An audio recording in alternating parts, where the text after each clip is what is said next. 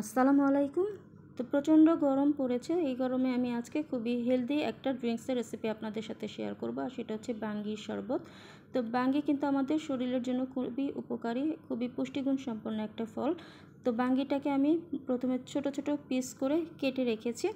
তো এবার আমি ব্লেন্ডারে ব্লেন্ড করে নিব। তো এই জন্য আমি এখানে একটা ব্লেন্ডারের জাগ নিয়েছি।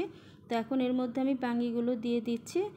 এবার আমি এর মধ্যে দিয়ে দিচ্ছি 1 গ্লাস ঠান্ডা পানি। তো পানিটা আপনারা যেমন ঘন বা পাতলা খাবেন তো তার উপর ডিপেন্ড করে পানিটা অ্যাড করবেন। এরপর এর মধ্যে হাফ কাপের মতো চিনি দিয়ে দিলাম। চিনিটাও আপনারা যেরকম মিষ্টি খাবেন তো সেরকম অ্যাড করে দিবেন। তো এবার আমি বাঙ্গিটাকে ব্লেন্ডারে ব্লেন্ড করে নিব। আর বাঙ্গি কিন্তু অনেক গুণাগুণ রয়েছে। বাঙ্গি আমাদের হজমের সহায়তা করে, ডায়াবেটিক্স নিয়ন্ত্রণে রাখে, ওজন কমাতে সাহায্য করে, আমাদের স্কিনের সমস্যা দূর করে। তো এছাড়াও কিন্তু এই বাঙ্গির অনেক গুণাগুণ রয়েছে। তো এই যে এর মধ্যে আমার বাঙ্গিটা কিন্তু ব্লেন্ড করা হয়ে গেছে। তো এবার বাঙ্গির শরবতটাকে পরিবেশন করার জন্য এখানে আমি একটা গ্লাস নিয়ে নিলাম। তো এখন আমি শরবতটা ঢেলে দিচ্ছি।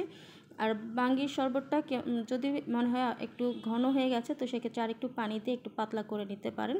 তো এই যে আমার বাঙ্গির শরবতটা কিন্তু একদমই পারফেক্ট ছিল। তো এবার আমি সাজানোর জন্য উপর থেকে একটু পুদিনা পাতা দিয়ে দিলাম। তো এই যে তৈরি হয়ে গেছে পুষ্টিগুণ সম্পন্ন বাঙ্গির শরবত। এই গরমে এই শরবতটা অবশ্যই একবার বানিয়ে খেয়ে দেখবেন। আশা করছি আপনাদের ভালো লাগবে।